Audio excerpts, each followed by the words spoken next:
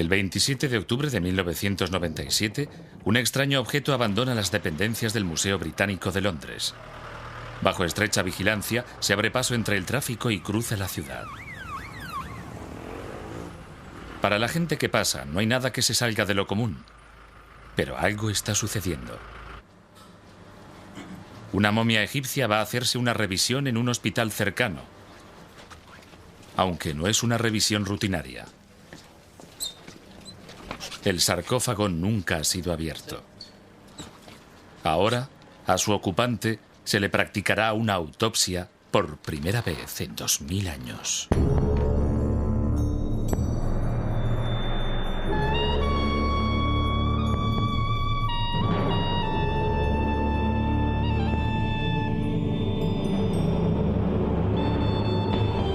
Egipto.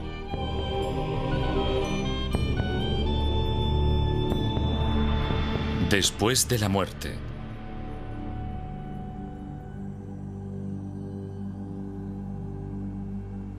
En una sala especial del Real Hospital de Otorrinolaringología de Londres están a punto de desenvolver una momia, utilizando la última tecnología.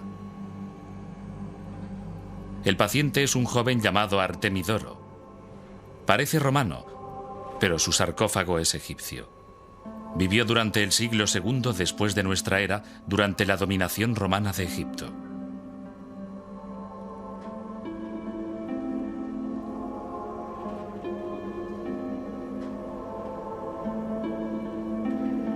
En el pasado, desenvolver a una momia significaba normalmente destruirla, y los rayos X solo mostraban su esqueleto.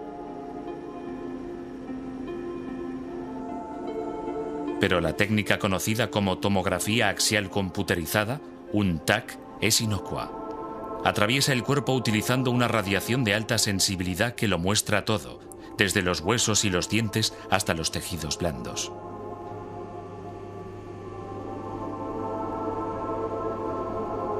El resultado es una serie de secciones transversales de los cadáveres.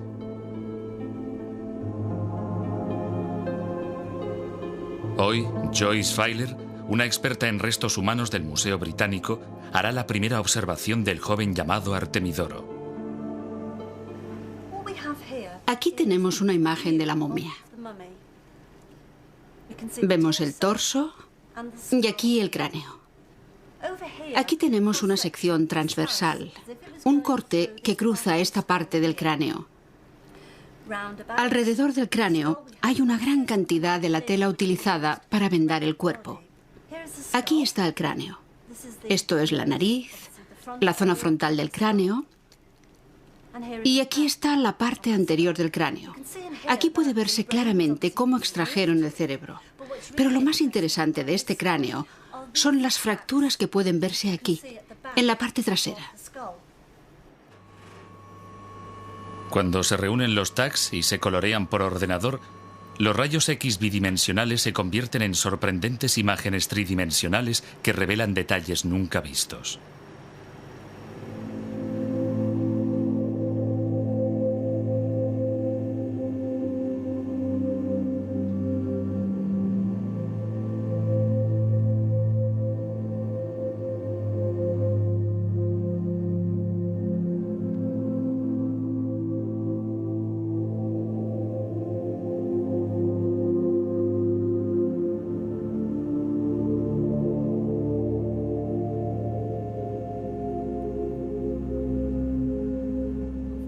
En el Instituto de Otorrinolaringología de la Universidad de Londres, donde se recogieron las imágenes, Joyce Feiler y el cirujano Gaz Alusi están examinando la momia para descubrir cómo fue embalsamado Artemidoro.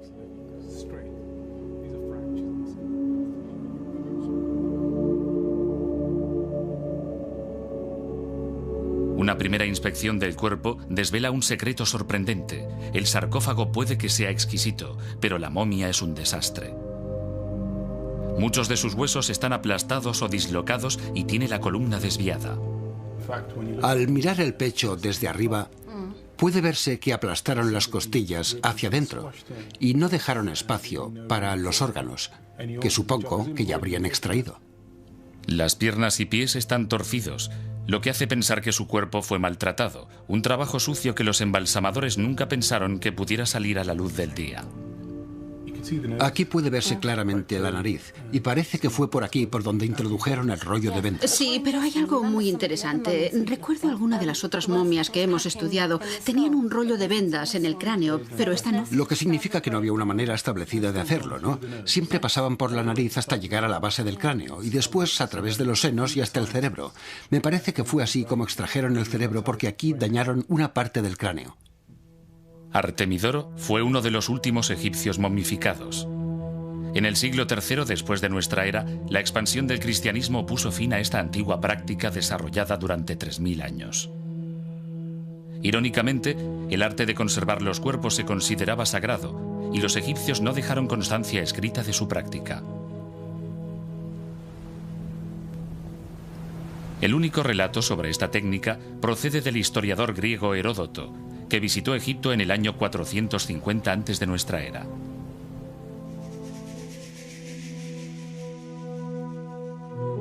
El gran sacerdote que representaba a Anubis, el dios de los embalsamadores, presidía el ritual mientras se entonaban los sortilegios que la ocasión requería.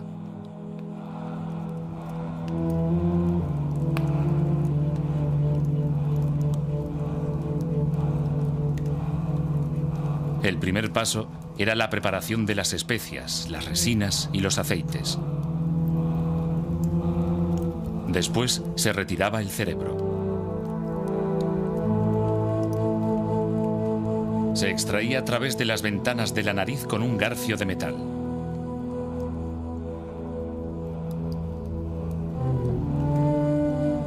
Entonces se vertía aceite caliente, una mezcla de resina y cera de abeja, dentro del cráneo, donde debía solidificarse.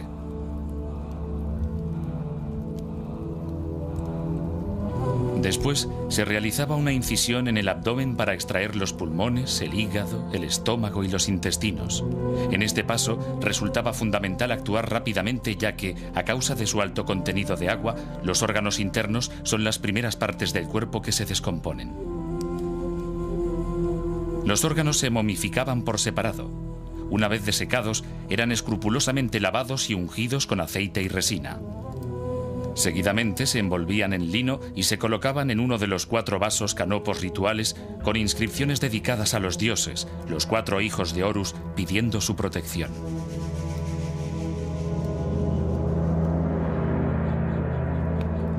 El corazón era considerado la sede de la sabiduría y se dejaba en su sitio. Los riñones, en cambio, eran ignorados, ya que se desconocía su importancia. Después se cubría el cuerpo con natrón, un conservante natural formado por una mezcla de carbonato sódico y cloruro sódico que tenía la misión de extraer la humedad de los tejidos.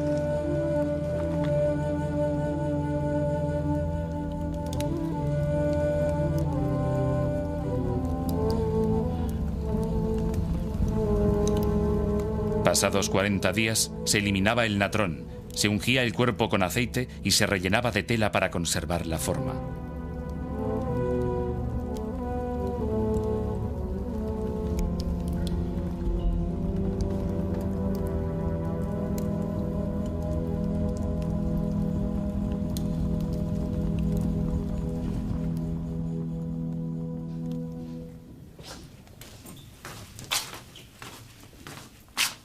John Taylor, un experto en momificación del Museo Británico, tiene pruebas de la depurada técnica de los embalsamadores. Aquí tenemos un ejemplo de embalsamamiento egipcio de lo más sofisticado.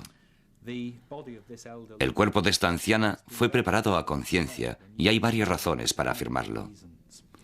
El pelo está muy bien conservado.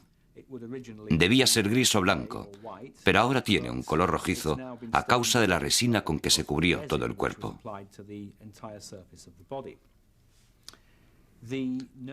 La nariz conserva su forma original, indicación clara del cuidado de los embalsamadores. Aquí tenemos la incisión que el embalsamador realizó en el flanco para extraer los órganos internos. Las manos, y especialmente las uñas, están muy bien conservadas. Otro indicio de lo sofisticado de las técnicas que se emplearon para embalsamar a esta mujer. Las uñas de las manos se mantuvieron en su posición, envolviendo cada dedo con unas finas tiras de lino, algo que no sucede con todas las momias y que muestra el concienzudo método de los embalsamadores. Al egipcio medio, la momificación le suponía 2 meses de sueldo y 2 meses más para pagar la máscara. Pero era un gasto que valía la pena.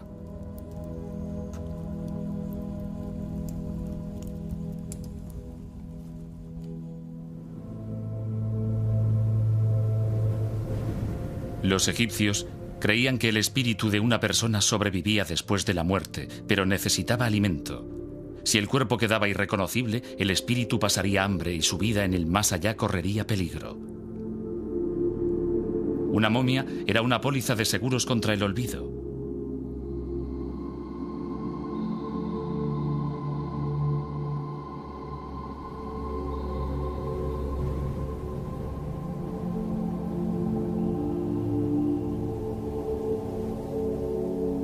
Ya en el año 4000 antes de nuestra era, los muertos egipcios eran enterrados en tumbas poco profundas en el desierto.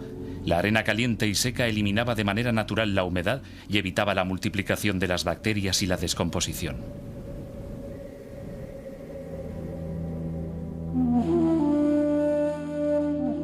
Más tarde, cuando las ceremonias se volvieron más complejas, se pusieron los cadáveres en cámaras profundas, pero sin el calor seco de la arena del desierto, la descomposición era inevitable.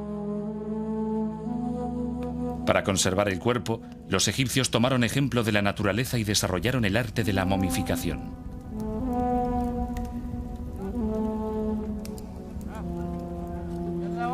En 1997, un equipo de arqueólogos dirigido por René Friedman de la Universidad de Berkeley, en California, estaban explorando un cementerio en Hieracómpolis, la antigua capital del Alto Egipto, cuando encontraron algunas tumbas que habían sufrido pocos daños. Aunque la mayoría habían sido saqueadas en la antigüedad, los restos todavía se encontraban en bastante buen estado. El cuerpo de una mujer adulta, de entre 20 y 35 años de edad, estaba aún cubierto por una estera y rodeado de 7 vasijas con ofrendas de alimentos. Murió alrededor del año 3500 antes de nuestra era, y su cabeza, manos y brazos habían sido envueltos en estrechas tiras de lino. Hasta aquel momento, la momia artificialmente conservada más antigua databa del año 2950 antes de nuestra era.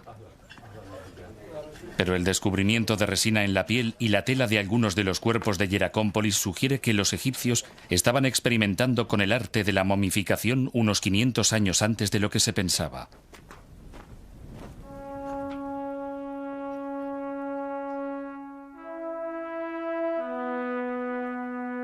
Con el tiempo, mejorarían su técnica.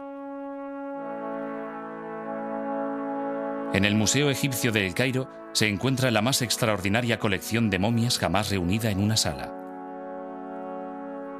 Aquí descansan 11 momias reales de 3 dinastías que comprenden 500 años. Como gobernantes de Egipto, recibían lo mejor que podían dar de sí sus embalsamadores. Incluso después de muerto, Tutmosis IV parece un rey. Sus brazos están cuidadosamente cruzados sobre el pecho y sus dedos doblados como si sostuvieran un cetro real. Setos I tiene unos 3000 años de edad.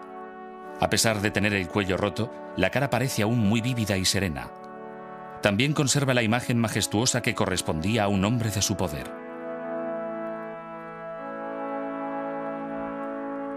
Su hijo, Rameses el Grande, tuvo un centenar de hijos y reinó durante 67 años, pero su cuerpo revela el tormento de una dentadura gastada y con abscesos, y de una dolorosa cojera causada por artritis en la cadera. El cuerpo de Rameses V está tan bien momificado que incluso conserva una erupción cutánea que puede atribuirse a la viruela, una enfermedad vírica mortal.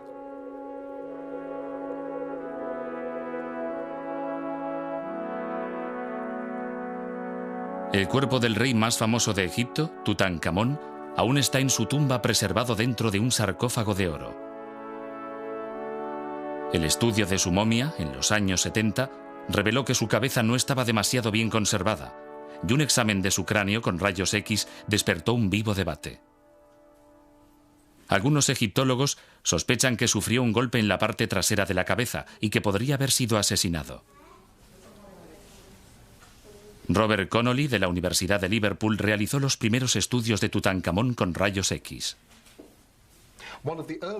Lo primero que se pensó fue que tenía una herida o un desgaste del hueso en la parte posterior de la cabeza, tal vez debida a un golpe. En esta radiografía no se ve nada parecido. No hay ninguna prueba, ninguna base real para pensar en un golpe en la parte posterior de la cabeza. Otros sugirieron que podía haber una herida aquí, alrededor de la oreja. La imagen del cráneo es perfectamente normal. El único fragmento de hueso fuera de su lugar está aquí. Y sabemos perfectamente de dónde procede. Procede de una placa ósea de aquí, que separa la nariz de la cavidad craneal. Durante la momificación, cuando extraían el cerebro, lo hacían fracturando este hueso a través de la nariz y extrayendo el cerebro por el agujero. Este fragmento de hueso, pues, debe estar aquí. Es la única anormalidad. En esta radiografía no hay nada que pueda sugerir la causa de la muerte. Sin embargo, en el caso de Artemidoro, las pruebas de violencia son más evidentes.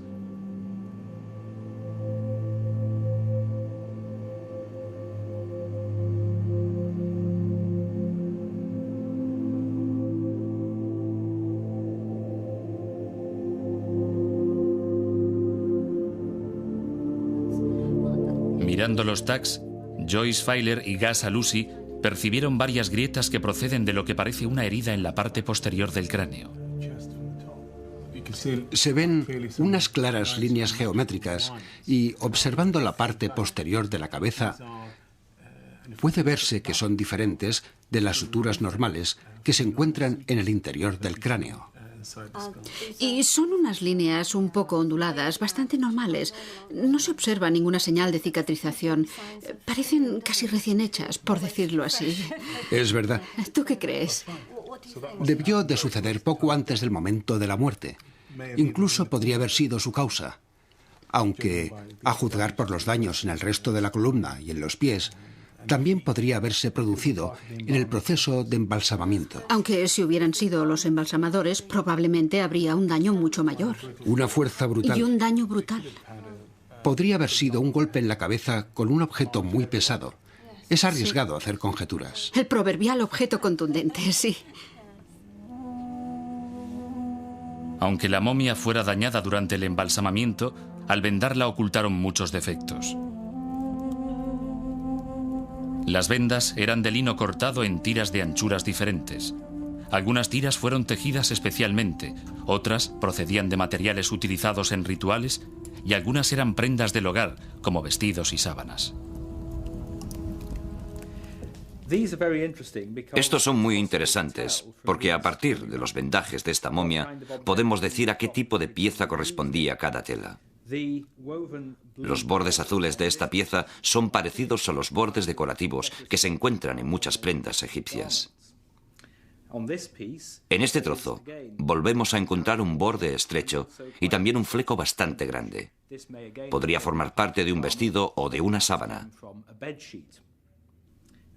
Y aquí tenemos una muestra de sábana completa, que era el tejido que más utilizaban los embalsamadores.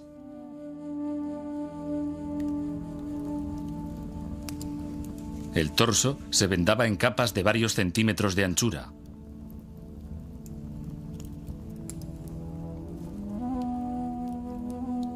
El proceso se prolongaba durante más de 2 semanas y era necesario mucho material.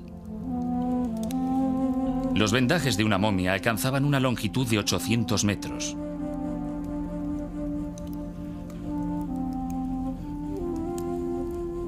Entre las capas de vendas se escondían amuletos en lugares específicos del cuerpo.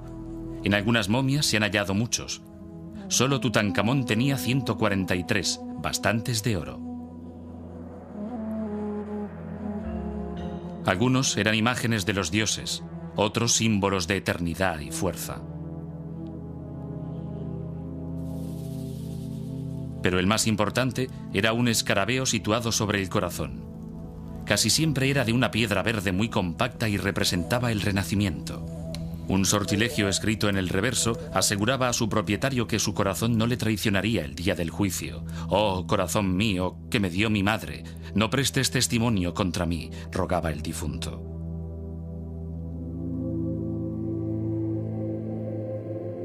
La importancia del corazón queda vívidamente ilustrada en el Libro de los Muertos, una serie de sortilegios que los egipcios se llevaban a la tumba para que les ayudaran a superar los obstáculos en el día del juicio. Ante 42 jueces, el fallecido debía probar su derecho a ingresar en el paraíso.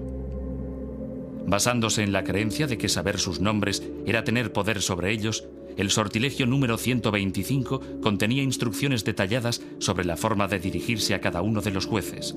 «Te conozco y sé tu nombre. Tu nombre es Señor de la verdad», anunciaba el difunto. Después, el difunto se declaraba inocente de 42 crímenes terribles, mientras el corazón esperaba ante la diosa de la verdad. El chacal Anubis, guardián del mundo subterráneo, observaba la balanza, mientras Tot, el dios con cabeza de ibis, se preparaba para dejar constancia del resultado. El monstruo Amit, mezcla de cocodrilo, león e hipopótamo, esperaba, preparado para comerse el corazón cargado de pecados. Si el difunto se consideraba digno, Horus le presentaba a su padre, Osiris, el señor del mundo subterráneo. Convertido en inmortal, una máscara de oro colocada sobre su cara le garantizaba la vida eterna.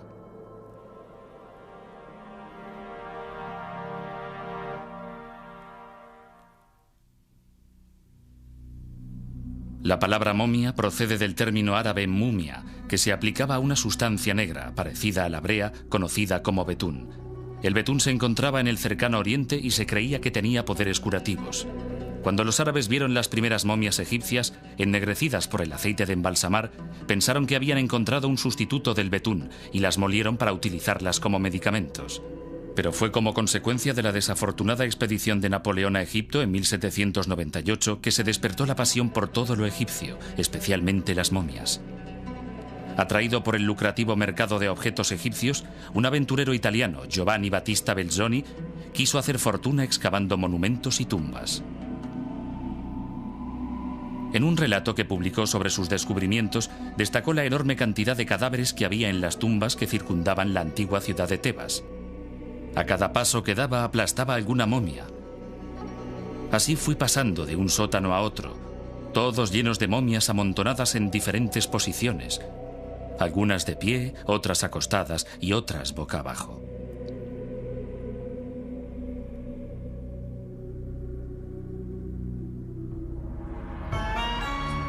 En el siglo XIX, las momias eran tan populares que no era raro que los jóvenes aristócratas que iban a Egipto volvieran con una momia como recuerdo.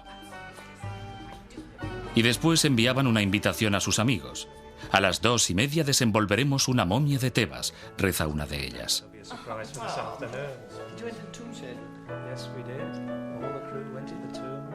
Después de una buena comida llegaba el gran momento de la tarde. La momia era desenvuelta.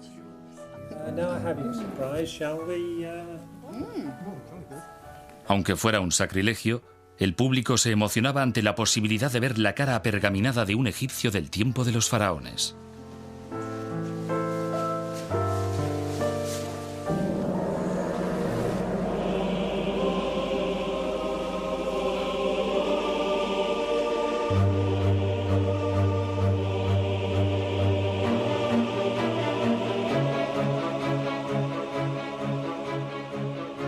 Durante la Revolución Industrial, los americanos fueron aún menos sentimentales y mucho más prácticos en lo que a momia se refiere. Un emprendedor empresario de Maine, Augustus Stanwood, utilizó las vendas de las momias para obtener papel en un momento en que en Estados Unidos había escasez de trapos viejos. Stanwood pudo importar toneladas de momias por menos de 6 centavos el kilo, a mitad de precio que los trapos viejos. A causa de los aceites con que estaba untada la tela, el papel salía de color marrón y solo se utilizaba para envolver carne.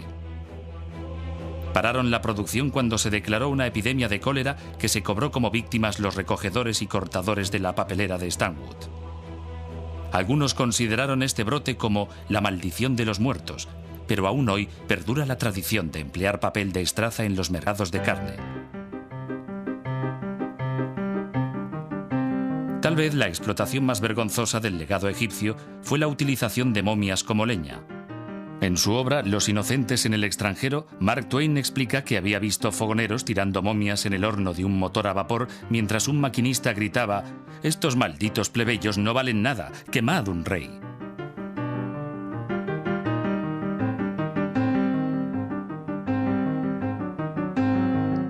Pero lo que para un hombre es un chiste, para otro es inspiración.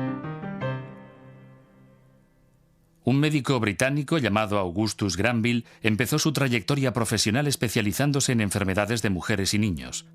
Pensó entonces que las momias podrían ser una fuente de información médica de gran valor si se sometían a un examen científico.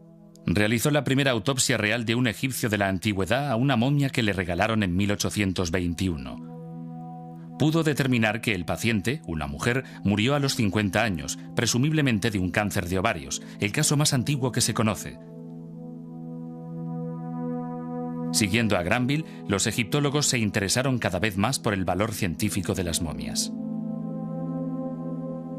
Hoy en día, las momias egipcias siguen contribuyendo a la ciencia médica de una forma que años atrás nadie hubiera podido imaginar.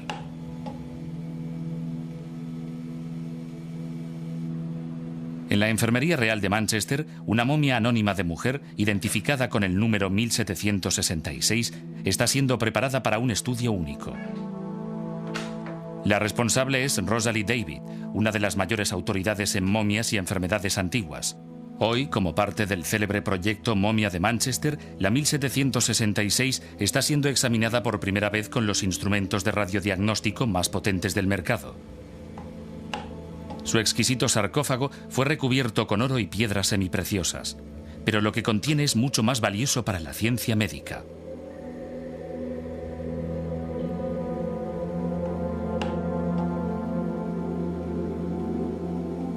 Utilizando una técnica llamada endoscopia, se inserta una pequeña cámara en la momia a través de una abertura en los vendajes y se sigue su avance mediante un monitor de vídeo.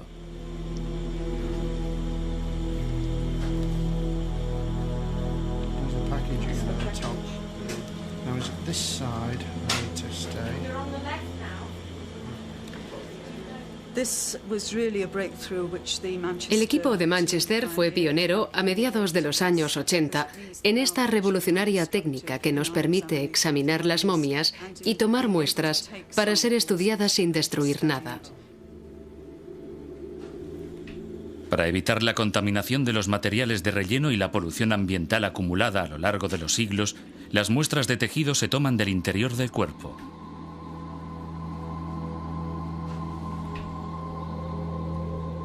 Estas muestras son fundamentales para estudiar las antiguas enfermedades, pero el equipo también ha empezado una investigación a largo plazo sobre el uso de calmantes en el antiguo Egipto. Aunque la máscara dorada de la momia 1766 sugiere que era de una familia acaudalada, podría haber contraído una enfermedad parasitaria muy dolorosa y mortal. Si fue así, es muy posible que le dieran calmantes para aliviar su sufrimiento. Aunque no se ha probado su existencia, en las pinturas de tumbas egipcias han aparecido adormideras, lo que hace pensar que drogas como el opio pudieron ser utilizadas mucho antes de lo que se creía. Se han encontrado, además, vasijas con forma de adormidera, consideradas como recipientes para el opio, lo que sugiere que existía un amplio comercio. La posibilidad de que los egipcios usaran drogas como calmantes intriga al anestesista Dave Council, un especialista del proyecto Momia de Manchester. Se ha demostrado que drogas como el opio estaban muy extendidas hacia el inicio de nuestra era. Hay documentos que describen la cosecha de opio, su uso como calmante e incluso sus efectos secundarios y los problemas de adicción derivados de la droga. Lo que no sabemos es cómo era utilizado antes de nuestra era. Tomando muestras de restos humanos de varios periodos históricos, esperamos poder averiguar cuándo empezaron a emplearse estas drogas y, quizás, hacer remontar su historia hasta el año 3000 o incluso antes. La ingestión de drogas deja huellas químicas en el cuerpo. Para hallarlas, la muestra de tejido se reduce a un líquido y después a un gas que se analiza en un espectrómetro con el fin de determinar su composición química. Si hubiera algún narcótico, se detectaría, incluso en pequeñas proporciones. Esta técnica también permite saber si se administraron drogas en vida de la persona o si son productos resultantes del proceso de momificación. Las drogas que nos interesan son las drogas fuertes y poderosas, extraídas de plantas que aún utilizamos en la medicina moderna. Drogas como la morfina y la codeína, que son poderosos calmantes derivados de la adormidera. También nos interesa el cannabis, que procede del cáñamo, planta que ya podía encontrarse en Egipto alrededor del año 3000 antes de nuestra era, porque sabemos que la utilizaban para hacer cuerdas.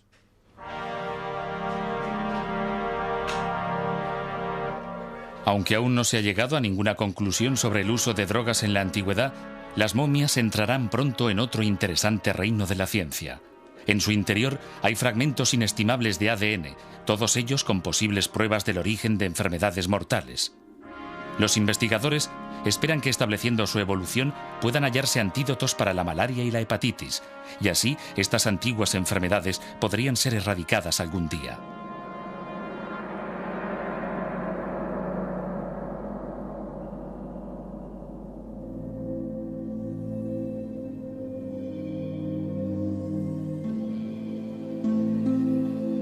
La preparación de una momia solo era el primer paso en la búsqueda de la eternidad. El funeral seguía una serie de ceremonias preestablecidas que empezaban con una procesión desde el hogar familiar. Para una auténtica despedida, se contrataban plañideras profesionales que, cubiertas de polvo, se tiraban de los pelos y la ropa. Después seguían los sirvientes que llevaban las posesiones del difunto. Hasta este momento, el cuerpo era considerado una cáscara vacía.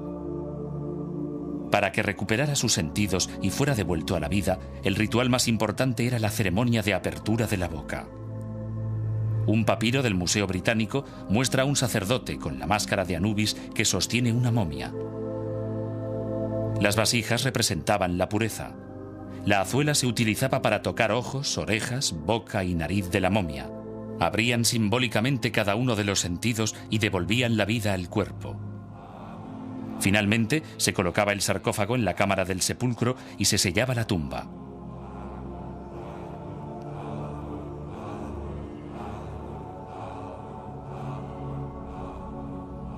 Por lo general, en las pinturas de las tumbas, los propietarios y sus familias aparecen saludables y en la flor de la vida.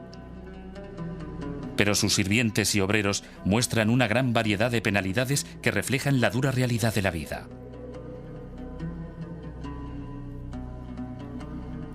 Durante 3 años, Margaret Judd, de la Sociedad de Investigación Arqueológica del Sudán, ha estado estudiando un cementerio al norte del Sudán para descubrir cómo vivían en realidad aquellas personas. Hasta el momento, ha excavado varias sepulturas situadas cerca de una de las rutas comerciales que unía Egipto con África Central. Sus huesos y dientes confirman que la vida de un comerciante no solía ser fácil. Esta momia pertenece a un joven de unos 25 años. Puede verse que sus dientes están desgastados debido a alguna práctica cultural.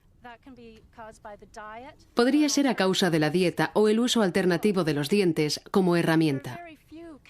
En estos casos hay pocas caries, pero este tiene un ligero absceso en la mandíbula inferior izquierda.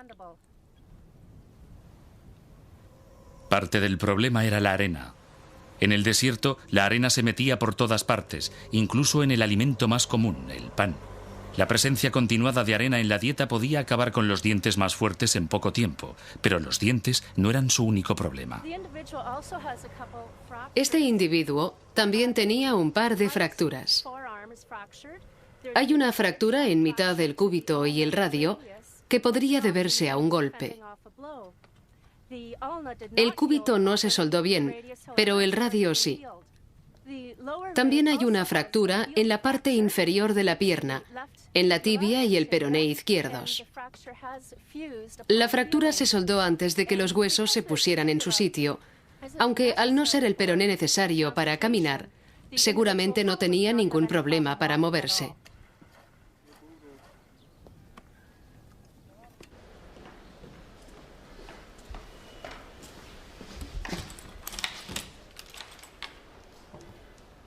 La Facultad de Medicina de la Universidad de El Cairo tiene una de las mayores colecciones de restos humanos del antiguo Egipto.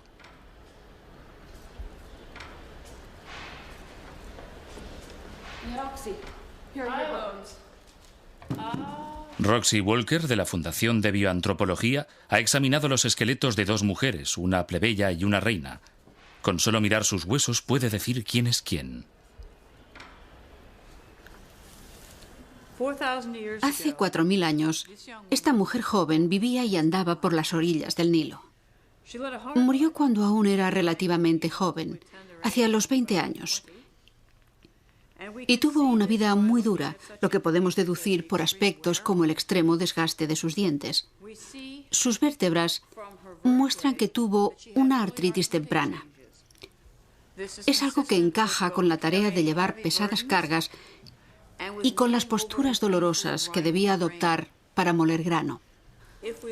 Si miramos los huesos de su antebrazo, vemos que la circunferencia es muy robusta y presenta varias estrías en los puntos de unión con los músculos superiores del brazo. En cambio, si comparamos su húmero izquierdo con el de esta otra mujer, que murió cuando tenía entre 18 meses y 2 años menos, apreciamos que el húmero de esta última es más grácil.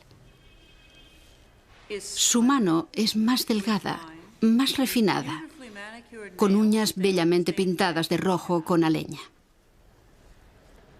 Se desconoce la identidad de la primera mujer, pero sabemos que la segunda era la reina Ashait. Sus cabellos estaban arreglados con esmero. Algunas escenas muestran cómo las sirvientes peinaban cuidadosamente a las reinas. El pelo era una de las grandes preocupaciones de la élite. Un problema habitual del antiguo Egipto eran los piojos. Contra lo que suele pensarse, los piojos no son producto de una mala higiene.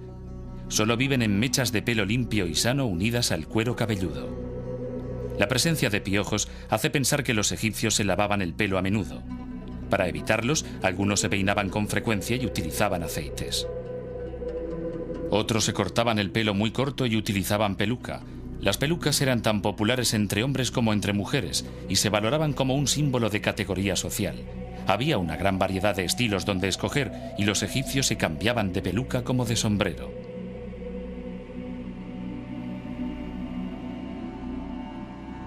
Una de las más elaboradas era un tipo de peluca doble con 2 secciones separadas, ondas o rizos en la parte superior y trenzas a la altura de los hombros.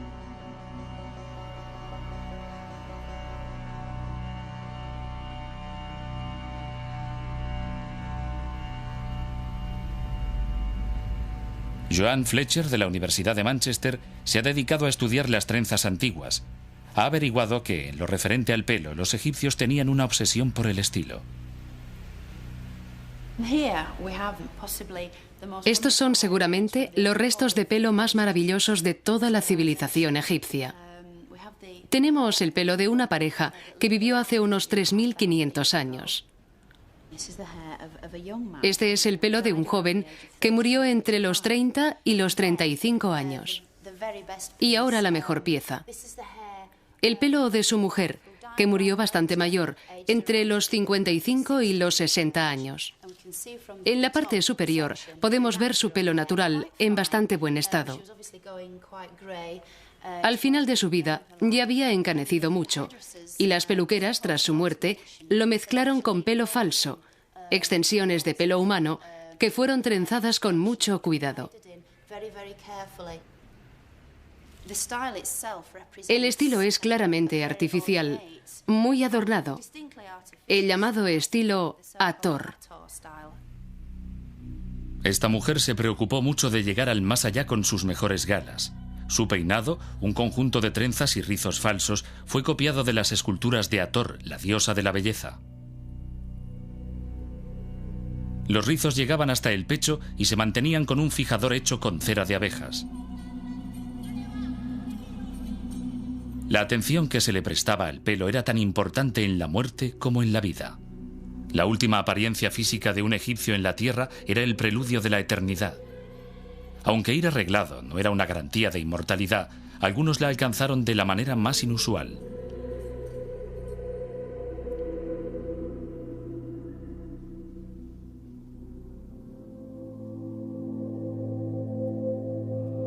Hoy, una de las posesiones más preciadas del Museo Británico, la momia de Artemidoro, de hace 2000 años, regresa a la vida.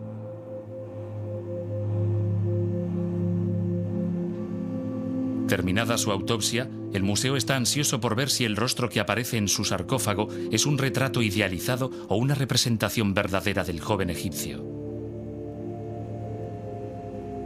Para saberlo, Joao Campos, del Instituto de Otorrinolaringología de la Universidad de Londres, combina su conocimiento de anatomía humana con la tecnología informática para reconstruir su aspecto.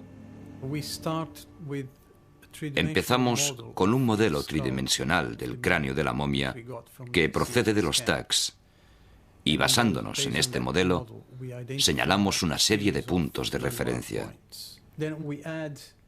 Después añadimos una capa de tejidos blandos en cada punto, ya que varía según la localización. Para conseguir una imagen más realista, superponemos el retrato del sarcófago de la momia a la cara reconstruida, con el fin de conseguir la textura real de los ojos, de las cejas, de los labios y de la piel. Y el resultado obtenido es una imagen muy realista de la cara.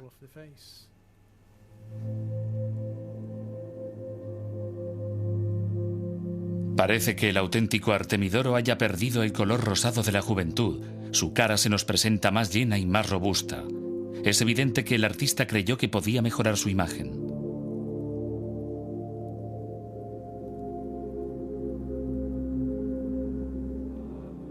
En las 2 décadas anteriores, momias como la de Artemidoro han sido sometidas a rayos X. Han sufrido pruebas, autopsias y análisis para satisfacer nuestra curiosidad sobre el antiguo Egipto.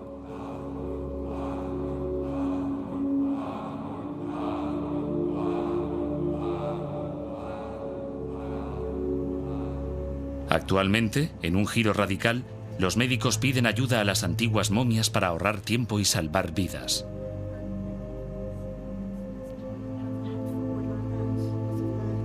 Gas Alusi es un especialista en cirugía del oído, una técnica peligrosa y difícil. A causa de la posibilidad de dañar los delicados huesos del cráneo, ha estado buscando una nueva manera de aumentar la seguridad. Hemos investigado la forma de minimizar el riesgo asociado a este tipo de cirugía, de mejorar la seguridad y de reducir el tiempo empleado en la operación. Para conseguirlo, hemos estudiado muchos métodos y uno de ellos es la aplicación de la realidad virtual en la cirugía. Se entra en el reino de la realidad virtual a través de una imagen gráfica tridimensional del cráneo de una momia. Por primera vez, tags como estos permiten a los médicos explorar detalladamente el paisaje interior de un oído y realizar los preparativos preliminares antes de la operación. Este tipo de datos no pueden sacarse de tags efectuados a pacientes debido a la gran cantidad de radiación que se necesita para producir imágenes de tan buena calidad. Cuanto mayor es la radiación, más detalladas son las imágenes, pero también hay mayor riesgo de dañar el tejido vivo. Con el fin de obtener buenas imágenes sin dañar a los pacientes, los hospitales utilizan momias para ajustar sus escáneres. Go and destroy those who desecrated the tomb of our princess. He who robs the graves of Egypt dies.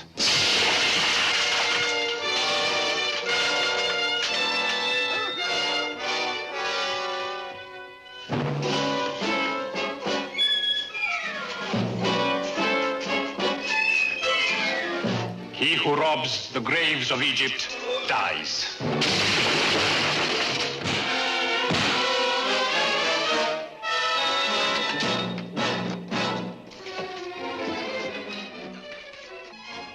Según la clásica película de horror de los años 50 titulada La momia, habrá una muerte violenta para quienes molesten su descanso eterno.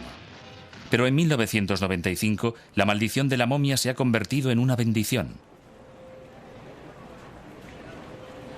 Para Yolanda Sykes y su hijo, Christopher, una visita al Museo Británico de Londres es más que una diversión.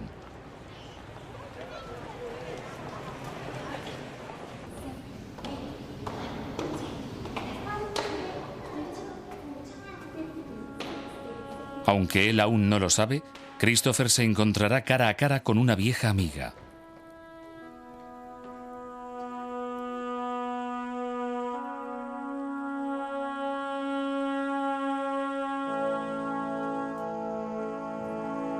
Durante un embarazo anterior, su madre desarrolló una enfermedad llamada preeclampsia, que puede causar una atrofia del feto.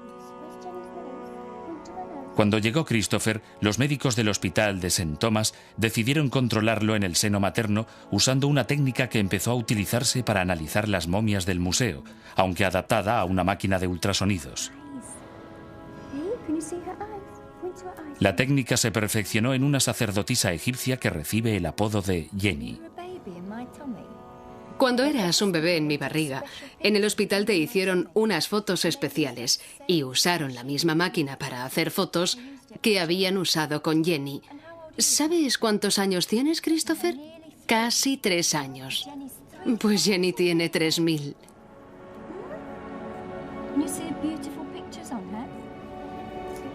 Christopher está sano y es feliz gracias a Jenny, la momia que llegó del pasado para compartir el don de la vida. Yeah. There. And she thinks she's got an ear around the other side? Yeah. Yeah. Mm? And her hair, she got stripy hair at the top. Hoy las momias ya no son curiosidades exóticas, monstruos legendarios o simples obras de arte.